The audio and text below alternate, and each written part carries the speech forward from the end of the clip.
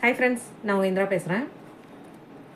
ஜூகு பீச்சில் மும்பையில் ஒரு சன்னியாசி கை கால்லாம் நீட்டி நல்லா நிம்மதியாக படுத்து தூங்கிட்டுருக்காரு. அப்போ அந்த பக்கம் ஒரு மனுஷன் பரபரப்பாக போயிருக்காரு. இவரை பார்த்துட்டு, உனக்கு ஒரு வேலையே இல்லையா, சும்மா இங்கே வந்து படுத்துருக்க அப்படின்னு கேட்டிருக்காரு. உடனே சன்னியாசி சிரிச்சுக்கிட்டே, ஆமாம் எனக்கு வேறு வேலை இல்லை, நீங்கள் என்ன பண்ணுறீங்க அப்படின்னு கேட்டிருக்காரு. உடனே அவர் வந்து, நான் போய் அந்த வேலை பார்க்கணும், இந்த வேலை பார்க்கணும் அப்படின்னு அவர் ஏதோ பார்க்குற வேலையை சொல்லியிருக்காரு. சரி, அதுக்கப்புறம் என்ன பண்ணுவீங்க? வீடு வாசல்லாம் வாங்கணும். ஓகே. அப்புறம் கார் பங்களாலாம் வாங்கணும். ஓகே. அப்புறம் அதுக்கப்புறம் நான் நல்லா நிம்மதியாக படுத்து தூங்குவேன். இப்போ நான் அதுதான் பண்ணிகிட்ருக்கேன் அப்படின்னு இவர் சொன்னாராம்.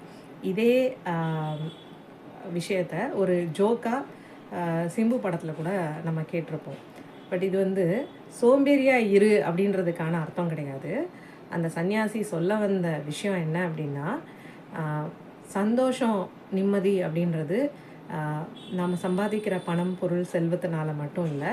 நம்மக்கிட்ட என்ன இருக்குதோ அதுலேயே நம்மளால் சந்தோஷத்தையும் நிம்மதியையும் காண முடியும். நம்ம இருக்கிற இடத்துலையே அதை கொண்டும் வர முடியும். நம்ம பார்க்குற பார்வையில் தான், கோணத்தில் தான் இருக்கே ஒழிய, அடுத்தவங்கள நம்மளோட கம்பேர் பண்ணி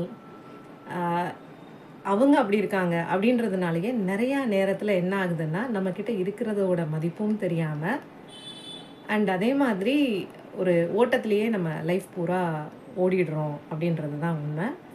ஸோ இதை இனிமேல் நம்ம யோசித்து பார்த்தோம்னா, இருக்கிறத நினச்சி ரொம்ப சந்தோஷமாக இருக்க அந்த சந்தோஷமானது பல மடங்கில் பெருக ஆரம்பிக்கும். அதுதான் ஈர்ப்பு விதியோட பேசிக் அடிப்படையான விதியே.